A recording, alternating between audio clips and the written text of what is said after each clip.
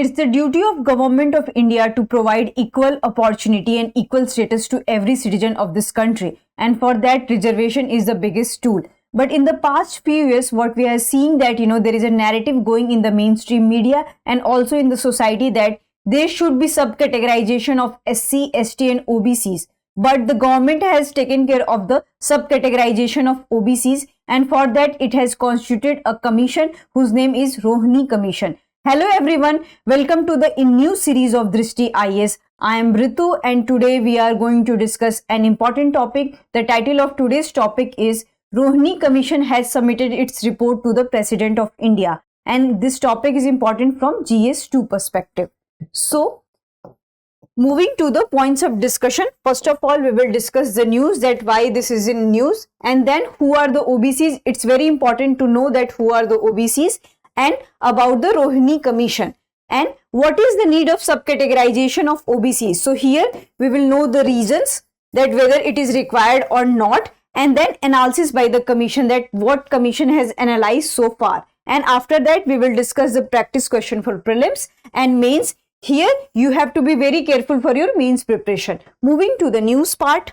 So we all know that on 31st of July, which is on Monday, Rohini Commission has submitted its report to the President of the India, and this report has come in a very political sensitive environment because next year the country is going to see the Lok Sabha election, and in which OBC vote matters because they constitute largest chunk of the Indian population. So this is the brief news. Moving to the next slide, which is who are the OBCs. So in legal terms, they are called as other backward classes, and this term has been used in the Mandal report, which is in 1980. And according to Mandal report, it has been noted that they constitute more than 50% of this whole population.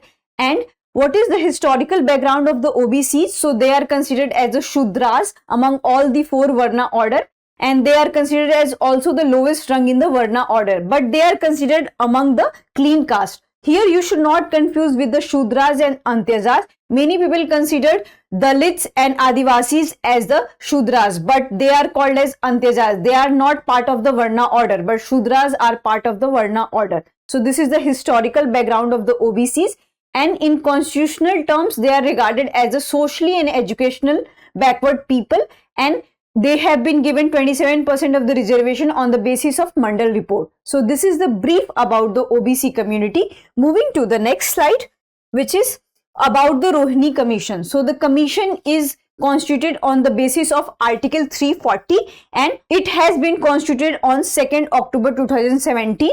And who is the head of this commission? So as the name suggests, G. Rohini is the head of the commission, and it consists 5 members including Z. Rohini. And what are the aims of this commission and what are the terms and references of this commission? So the first aim is to study the extent of inequitable distribution of benefits, because we have seen that there is a popular narrative going in the mainstream media that whatever reservation is provided to whole the OBC community, in which only few castes are taking the benefits, not all the castes are taking the benefits. So it will review that thing. The second thing is that to devise the parameters, criteria, norms and mechanism. Currently we have this criteria socially and educationally backward. So they will also revise the criteria, that what should be the next criteria, and currently they have this criteria of 8 lakhs that people, and they have also this criteria of the creamy layer and non-creamy layer. So this commission will also review such kind of things, and they had already reviewed. When we will have the report in the public domain, we will know what they have reviewed.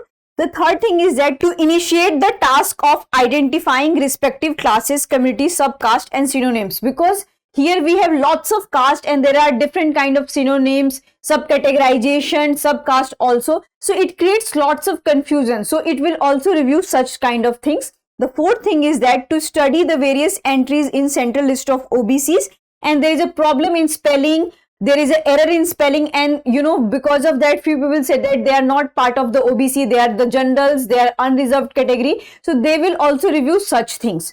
Moving to the next slide. So the next slide is what is the need of subcategorization of OBC. So this is very important from your mains perspective. So be careful regarding this thing. So we all know that OBC get 27% of the reservation in jobs and the admission in educational institution. But there is also popular narrative that OBC community says that, you know, we constitute more than 50% of this population, but we get just 27% of the reservation. And the other narrative says that, you know, they are getting 27% of the reservation, but among them, all of the reservation are getting by the affluent caste. So this is not justice done to the OBC community. The second thing is that there are more than 2600 entries in the central list of the OBCs. And we know that there is a perception that affluent caste are taking the benefits of the OBC quota. So there is a problem in it. The third thing is that, you know, there should be subcategorization in order to provide equitable distribution of the resources. So this is the need, but you know, there is a problem in this thing because there is a problem in OBC category. There is a creamy layer and non-creamy layer. So those people who are under or below the 8 lakh category, they are getting the OBC reservation. So how you can say that they belong to the affluent caste? And there is also a criteria of socially and educationally backward.